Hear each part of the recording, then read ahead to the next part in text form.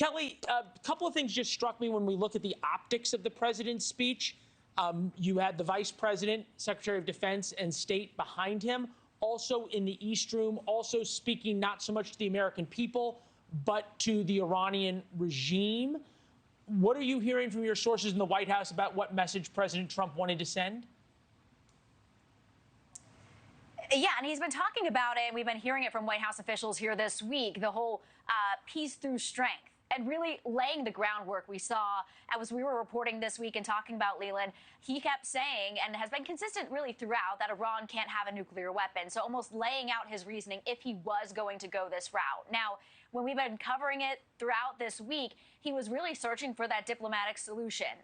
We even reported that he met with Steve Bannon, someone who was really pushing for no U.S. involvement and talking to the other side, the MAGA wing of this party that didn't want to see the U.S. do this.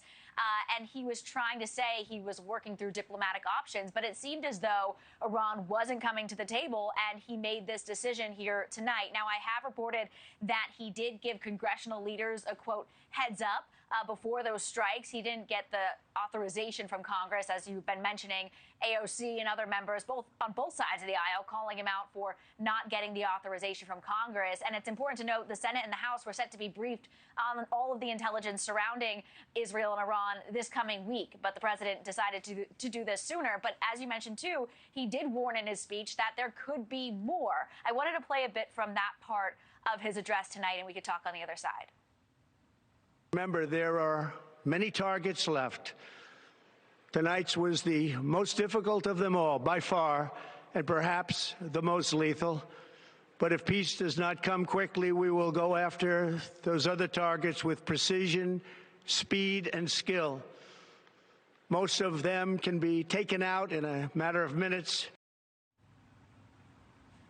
Now, we've heard from the president since that address here tonight at the White House in Cross Hall. He did take to Truth Social and warned again against Iran retaliating. So that seems to be his focus, of course, now. And again, warning that more action from the U.S. could come, but he is hoping not. So that's what we'll be watching for tomorrow. And as you mentioned, Leland, watching for that Pentagon briefing from the Secretary of Defense, briefing members of the press in the briefing room for the first time. We don't often get Pentagon briefings there really at all. And now we'll get one from the Secretary of Defense first thing tomorrow morning, Leland.